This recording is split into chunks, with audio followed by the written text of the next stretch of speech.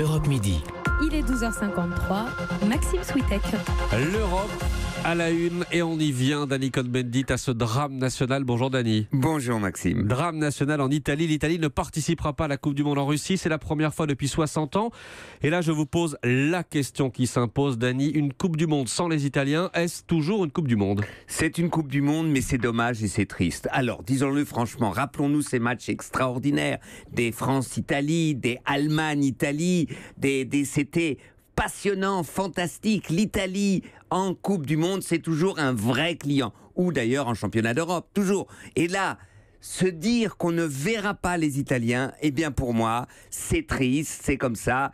Et alors on dit il y a 60 ans, vous savez, il y a 60 ans, 58, c'était Copa. C'était Fontaine, ça c'était pour la France, et c'était l'avènement de Pelé pour le Brésil. Donc il y a 60 ans, on s'en fout un peu, mais aujourd'hui, moi, je suis triste que les Italiens ne puissent pas continuer. Dany, je vais faire hurler à Rome et Milan, mais en même temps, les Italiens n'ont que ce qu'ils méritent. Non, mais c'est vrai qu'ils ont perdu, c'est vrai qu'ils ont mal joué, mais franchement...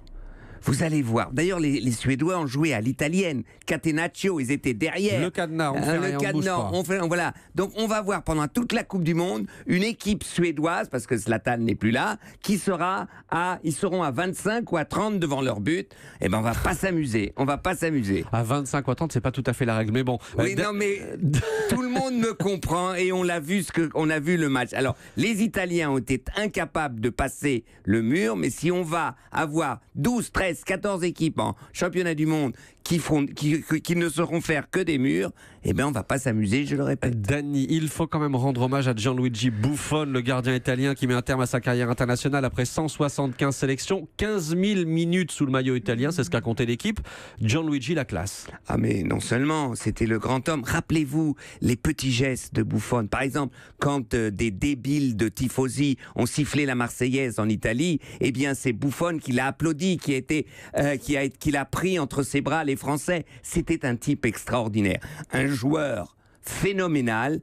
Et puis ses larmes hier, allez, on était tous tristes. Je dis pas que la Suède ne méritait pas, mais Gigi Buffon, c'était des grands du football avec un cœur gros comme ça. Eh bien, on ne le reverra plus en Coupe du Monde. Il faut dire, Gigi Buffon méritait plus que de perdre, et peut-être qu'il méritait plus que cet entraîneur italien qui a entraîné la débâcle italienne. Merci Dany, l'Europe à la une. Un peu de football aujourd'hui. Merci Dany, à demain. À demain Maxime, ciao.